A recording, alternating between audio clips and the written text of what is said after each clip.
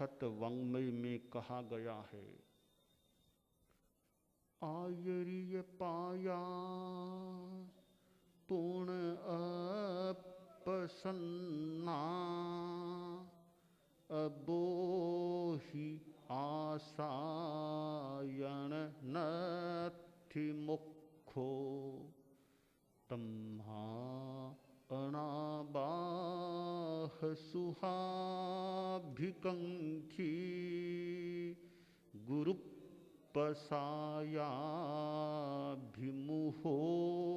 रमिज्जा। 10वें आलियम साधु साध्वियों समण श्रेणी से बहु परिचित, बहु संपृक्त और बहु कंठस्थित आगम है।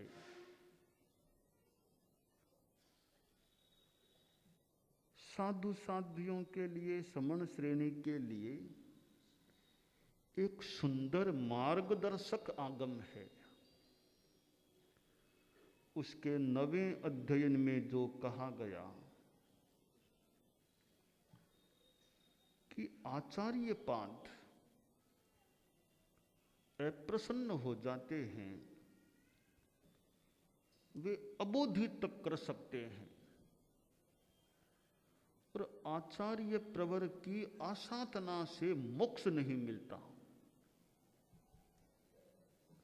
सांप, वो भी भयंकर सांप, आशी विष सर्प कुपित हो जाए, ज्यादा से ज्यादा हमारा क्या नुकसान करेगा? ज्यादा से ज्यादा किंग जीवनाशा वो परम नुकुज्जा, ज्यादा से ज्यादा उसके हाथ की बात है, हमारे जीवन का नाश वह कर देगा। वो तो क्या करेगा हमारा सांप, और हमारा क्या बिगाड़ेगा? जीवन का नाश कर देगा। शास्त्रकार ने कहा सांप तो इतना सा नुकसान कर पाएगा, करेगा तो कि जीवन का नाश कर देगा ज्यादा से ज्यादा। पर आचार्य पाद अप्रसन्न हो गए हैं तो पता नहीं कितने जन्मों तक किसी रूप में फल भोगना पड़ जाए। इसलिए अपनी ओर से आचार्य पाद को अप्रसन्न होने का मौका नहीं देना चाहिए। इस आगम की वाणी में कोई रहस्य हो सकता है। आचार्य संघ से जुड़े हुए हैं। वर्धमान महोत्सव का उपक्रम चल रहा है। वर्धमानता के संदर्भ में उद्बोधन प्राप्त हुए, गीतों के माध्यम से और वक्तव्यों के माध्यम से अनेक बातें हैं वर्धमानता के विषय में। आदमी को अपना हित यानी हित की दिशा में आगे बढ़ना चाहिए, हित में वर्धमान होना चाहिए। 3 प्रकार के हित प्रस्तुत किए जा रहे हैं। पहला है आत्महित, दूसरा है संघ हित, तीसरा है शरीर हित। हमें आत्महित के प्रति जागरूक रहना चाहिए, हमें संघ हित के प्रति जागरूक रहना चाहिए, और हमें अपने शरीर हित के प्रति भी जागरूक रहना चाहिए। आत्महित, संघ हित, शरीर हित। आत्महित किस रूप में हम कर सकते हैं? आत्मा की निर्मलता रहे, उसके लिए अपेक्षा है हम साधना के प्रति जागरूक रहें, आचार के प्रति जागरूक रहें। मैंने जो आचार स्वीकार किया है, साध्वाचार, उसके प्रति मैं जागरूक कितना हूं, इस विषय में साधु का आत्मालोचन कभी कभी होना चाहिए कि मैं साधुवाचार के प्रति कितना जागरूक हूं।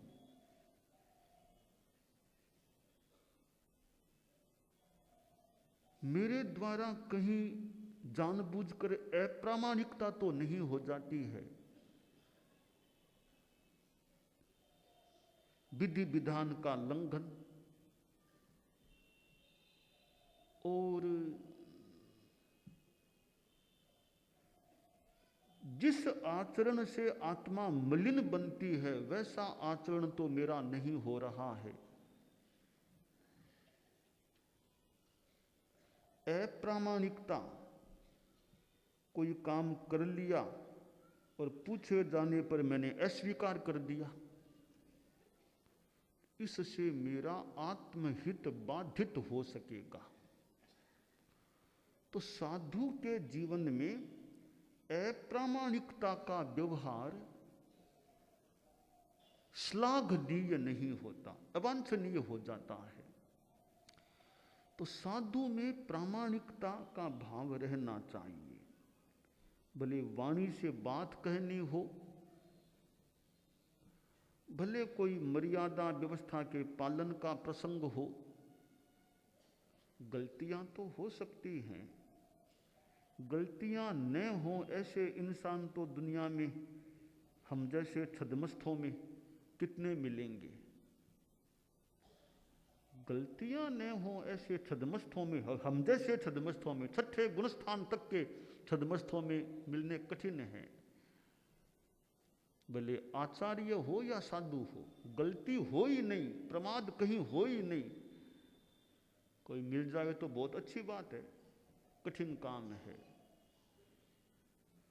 तो गलती हो जाए, प्रमाद हो जाए, फिर पूछा जाए कि भैया बोलो यह काम तुमने किया, हमें बड़े पूछ रहे हैं, तो वहां साधु बात को छिपाने का प्रयास करे तो मानना चाहिए बिया मंदस्य बालया, यह दोहरी बालता है। एक तो गलती की सो की, फिर गलती को छिपा भी रहा हूं, यह दूसरी गलती हो रही है। तो हम आत्महित के प्रति जागरूक रहे, मेरी आत्मा निर्मल रहे, आचार में मैं ध्यान रखने का प्रयास करूं, अहिंसा की साधना मेरी ठीक चले, जीवों की हिंसा से मेरा बचाव होता रहे।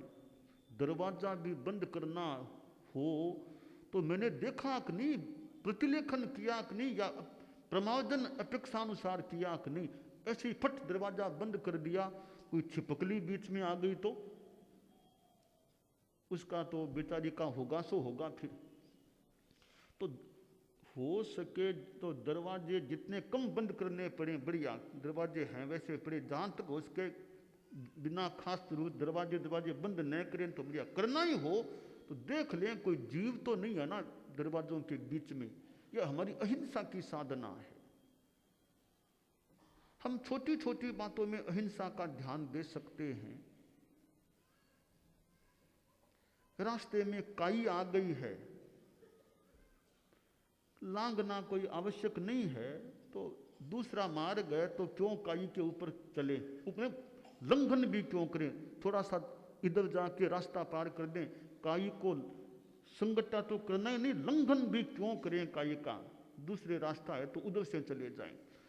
तो यूं आत्महित के प्रति साधु को जागरूक रहना चाहिए। संग हित का हम ध्यान दें कि जिस संग में मैं जी रहा हूं उस संग की मेरे से कोई सेवा हो सके, संग के हित के प्रति जागरूक रहूं, व्यक्तिगत हित को मैं गौण कर दूं, संग हित को महत्व दूं। व्यक्ति तो कोई स्थायी नहीं है, आज हैं 100 वर्ष बाद शायद नहीं रहेंगे, वो मान लें, तो व्यक्ति तो स्थायी नहीं है। हमारा संग तो चिरस्थायी हो सकता है। आचार्य भी स्थायी नहीं, परम पूज्य गुरुदेव तुलसी के चरणों में हम रहे, पर एक दिन आया उनके सानिध्य से वंचित हो गए। आचार्य महाप्रज्ञ जी के पास हम लोग रहे, एक दिन आया हम उनके सानिध्य से वंचित हो गए। तो व्यक्ति तो कोई स्थायी नहीं है, व्यक्ति तो आता है चला जाता है। हम व्यक्ति पुजारी नहीं मुख्यतया हम संघ पुजारी बने। व्यक्ति पुजारी गौण बात है, हम संघ के पुजारी बने तो हमारे मन में संघ हित की भावना रहनी चाहिए। व्यक्ति मेरे निकट का है कि दूर का है, कौन है, ये बातें सब बाद की है। मेरे संघ का हित हो, संघ का अहित न हो जाए, ये हमारी व्यापक सोच, विराट सोच रहनी चाहिए कि संघ बड़ा है, व्यक्ति बड़ा नहीं, संघ बड़ा है, शासन बड़ा है। बड़े हित के लिए कभी कभी या बहुधा या सर्वदा छोटे हित को गौण कर देना चाहिए। बड़े हित के लिए, बड़े लाभ के लिए छोटे लाभ को छोड़ देना चाहिए। तो व्यक्ति हित छोटा है, व्यष्टि छोटी है, समष्टि बड़ी है, तो संघ हित के लिए व्यक्ति हित को गौण कर देना चाहिए। आचार्य होते हैं वे संघ के प्रतीक होते हैं। धर्म संघ के सक्षम प्रतिनिधि हैं तो आचार्य हैं, उनसे बड़ा तो कोई सक्षम प्रतिनिधि धर्म संघ में है नहीं। तो आचार्य एक संघ के सक्षम प्रतिनिधि होते हैं। तो संघ और संघपति दोनों एक दृष्टि से एकमेक से हो जाते हैं। तो संघपति अप्रसन्न होते हैं तो संघपति का जीवन काफी अंशों में संघ का ही मानो जीवन होता है। हालांकि वे भी व्यक्ति हैं, पर व्यक्ति होने पर भी अगर ये तुलना की जाए कि एक तरफ आचार्य एक तरफ शासन, अगर कल्पना से तुलना करें तो मेरा मानना है संघपति बाद में संघ पहले, आचार्य बाद में संघ पहले। दोनों में तुलना अगर करनी हो तो शासन बड़ा है, आचार्य नंबर 2 पर है। पर शासन में हम देखें, शासन में सबसे बड़ा कौन, तो शासन में सबसे बड़े संघपति होते हैं, उनसे बड़ा कोई नहीं है शासन में। तो शास्त्रकार ने बहुत अच्छा कहा कि देखो आचार्य पाद को अप्रसन्न मत होने देना, इसका ध्यान रखना। आचार्य अप्रसन्न हो जाते हैं, बड़ा विनाश हो सकता है। यह एक तरह से शिष्यों के विनय भाव को उजागर करने का प्रयास किया गया कि अपने आचरणों से, अपने व्यवहारों से ऐसा कोई प्रयोग मत करना जो प्रयोग तुम्हारे आचार्य पाद को अप्रसन्न बनाने वाला हो सकता हो। अगर तुम्हें परम सुख चाहिए, अनाबाद सुख चाहिए, तो यह भावना रखो कि मेरे आचार्य प्रवर मेरे पर कृपावान बने रहें, प्रसन्न बने रहें, वे मेरे से अप्रसन्न कभी न बन जाएं। यह मन में हमारे भावना रहनी चाहिए कि गुरु की कृपा बनी रहे। मोक्ष मूलम गुरु कृपा, गुरु की कृपा है तो मानना चाहिए एक हमारे पास आलंबन है, एक संबल है गुरु कृपा का। तो फिर भिक्षु शासन जैसा संघ, जहां एक ही आचार्य का मानो साम्राज्य होता है, छत्र छाया, प्रमुख छत्र छाया एक आचार्य की होती है, एक आचार्य के साये में संघ पलता है, पुछता है, तो ऐसे संघ में तो आचार्य का बहुत महत्वपूर्ण स्थान होता है। वे अनुशासता भी होते हैं।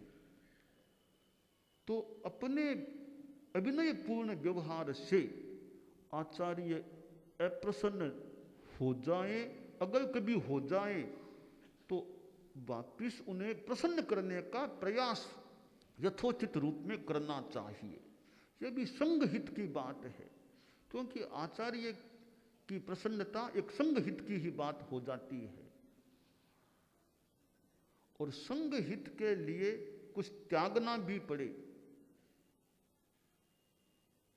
अगर संघ को अपेक्षा है, मुनि दिनेश जी के पास मान लो संत हैं, संघ को अपेक्षा है, आप काम लीजिए, बस संघ के संत हैं, वहाँ अपना पराया भी सब, मेरे क्या होगा, मेरा जो होगा सो होगा, संघ को पहले संघ की जहाँ जरूरत है वहाँ संतों को काम लीजिए। दिनेश जो खुद को भी भेज दें कहीं संग सेवा के लिए, अभी हैं तो कूच बिहार में, भेज दें कालू सेवा के लिए कहीं काम के लिए, तो संग हित मुख्य है। देखिए दिनेश जी, गुरुकुलवास में रहना अच्छा है, गुरुकुलवास में रहना अच्छा है, तो संघ की अपेक्षा वहाँ वो भी बहुत अच्छा है। गुरुकुलवास अच्छा, संघ सेवा के लिए वो बाहर जाना बहुत अच्छा, ज्यादा अच्छा। मेरा तो यही निवेदन है कि संघ के भंडार की चाबी तुम्हारे हाथ में है। तो देखिए, जहाँ संघ की अपेक्षा हो, सेवा की अपेक्षा हो, वहाँ गुरुकुलवास का आकर्षण भी छोड़ देना चाहिए। कोई बात नहीं, जहाँ आचार्यों को लगे कि वहाँ जरूरत है, हमारी भावना भले है कि गुरुदेव के पास रहे, सेवा में भावना है, पर आपको लगे कि हमारी उपयोगिता वहाँ ज़्यादा है, संघ हित वहाँ ज़्यादा है, हम गुरुकुलवास का भी त्याग करने को तैयार है, अगर संघ की ज़्यादा अपेक्षा कहीं है तो ये संघ हित की बात होती है। गुरुकुलवास में अच्छी बात है, संघ की अपेक्षा बाहर है, तो गुरुकुलवास का मोह भी छोड़ करके, मोह कह दें कुछ भी कह दें, हम बाहर जाकर के भी काम कर सकते हैं, संघ की सेवा कर सकते हैं, तो संघ हित हमारे लिए बड़ी बात होती है। तो गुरु की सेवा, गुरु की सन्निधि बहुत अच्छी बात है, तो और उससे भी बड़ी कोई अपेक्षा है संघ में, तो फिर गुरु सन्निधि की बात को भी गौण करके बाहर जाकर के काम करने का भी उत्साह रहना चाहिए, क्योंकि हमारे लिए संघ हित व्यक्ति हित से बड़ी चीज होती है, अपनी इच्छा से भी बड़ी चीज संघ इच्छा, गुरु इच्छा हो जाती है। तो संघ हित के प्रति हमें वर्धमान और जागरूक रहना चाहिए। तो आत्महित, संघ हित, तीसरी बात है शरीर हित, हमें शरीर का भी ध्यान रखना चाहिए। शरीर मेरा कैसे ठीक रहे, मेरी सक्षमता लंबे काल तक बनी रह सके, और शरीर को जिन अपेक्षाओं से स्वस्थता प्राप्त हो सके उन उपायों पर भी ध्यान दिया जाना चाहिए कि शरीर मेरा ठीक रहे, शरीर मेरा अक्षम न बन जाए।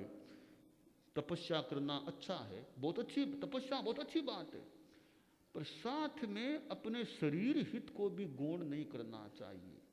चाहे खान पान की बात हो, तपस्या की बात हो, श्रम की भी बात हो, शरीर हित का भी उचित रूप में हमें ध्यान रखना चाहिए कि वो नहीं खाऊंगा, वो नहीं खाऊंगा, मत खाओ, और कुछ तो खाओ ना, शरीर कैसे चलेगा फिर, है ना जी। मिठाई भी नहीं खाऊंगा, वो भी नहीं खाऊं, वही त्याग, वही त्याग, वही त्याग, तो भी शरीर का भी तो, आपका शरीर भी कितना कीमती है संघ के लिए। तो नहीं खाना, नहीं खाना, नहीं खाना है, तो साथ में क्या खाना, वो भी संतों को सबको ध्यान रखना चाहिए ना, क्या खाना चाहिए, टाइम पर क्या खाना चाहिए। नाश्ता भी नहीं करेंगे, वो भी नहीं करेंगे, वो भी नहीं खाएंगे, अरे भैया तो हमको तो तुम्हारा शरीर चाहिए संघ के लिए, तो नहीं खाना, नहीं खाना ठीक है, तपस्या ठीक है, बहुत अनुमोदना तपस्या की, पर शरीर हित का भी हमें ध्यान रखना चाहिए। समणियाँ हो, चाहे समण हो, चाहे साधु साधियाँ हो, अपना शरीर सक्षम रह सके, काम अच्छा कर सके, उसका भी हमें ध्यान रखना चाहिए। और वो तो होना ही नहीं चाहिए कि हम कोई असंयम से, प्रमाद से हमारा शरीर गड़बड़ हो जाए, वो तो होना ही नहीं चाहिए। तो शरीर के प्रति हमारी जागरूकता, क्या चीज खाने से मेरे गड़बड़ हो सकती है, वो चीज है तो उसका परहेज रखूं। जिस चीज को खाने से गड़बड़ की संभावना लगे उस चीज का परिहार कर दे, आज यह नहीं खाना मेरा शरीर ताकि ठीक रह सके। तो शरीर के लिए न खाने का भी ध्यान रखें कि अमुक चीज खाने से मेरे तकलीफ हो सकती है, आज भले भोजन कम कर लूँ, आहार कम कर लूँ, लंघन कर दूँ, कम खाऊं, ताकि शरीर मेरा ठीक रह सके, शरीर में हमारा पाचन तंत्र ठीक रह सके, हमारा विसर्जन तंत्र ठीक रह सके। विसर्जन तंत्र हमारा कैसे ठीक रहे, बार बार शौच के लिए जाना पड़े तो बढ़िया बात नहीं, यानी हमारा शरीर इतना व्यवस्थित, अनुशासित रहे कि बार बार शौच के लिए न जाना पड़े, बेटाइम नहीं जाना पड़े। ऐसे तो हाथ की बात नहीं, कभी कुछ हो जाए, पर हमारे खान पान का हम ऐसा ध्यान रखें कि बार बार पंचमी के लिए शौच के लिए न जाना पड़े। हमारा पंचमी का समय भी व्यवस्थित रहना चाहिए, निर्धारित रहना चाहिए, बीच में न जाना पड़े ऐसा प्रयास रखना चाहिए, परंतु हाजत होने के बाद रोकना भी नहीं चाहिए। शरीर हित के लिए आवश्यक है, हाजत होने के बाद आलस नहीं करना चाहिए कि नहीं क्या बाद में नहीं, हाजत है फिर जाओ, निवृत्त हो जाना चाहिए। और छोटे संत हैं और भी पंचमी विसर्जन का व्यवस्थित क्रम रहना चाहिए, टाइम पर जाना चाहिए, आलस नहीं करना चाहिए पंचमी के लिए जाने में। तो शरीर हित के प्रति हमारी जागरूकता रहे, शरीर हमारा सक्षम रहे, सहिष्णु रहे, हम मौसम की प्रतिकूलता को भी झेल सकें, ऐसा हमारा रुझान रहे कि शरीर की हमारी सक्षमता रहे। तो आत्महित, संग हित और शरीर हित, इन तीनों के प्रति हमारा संतुलन अच्छा बना रहता है तो हम और जागरूक अच्छे रहते हैं, तो वर्धमानता की दिशा में भी आगे बढ़ सकते हैं।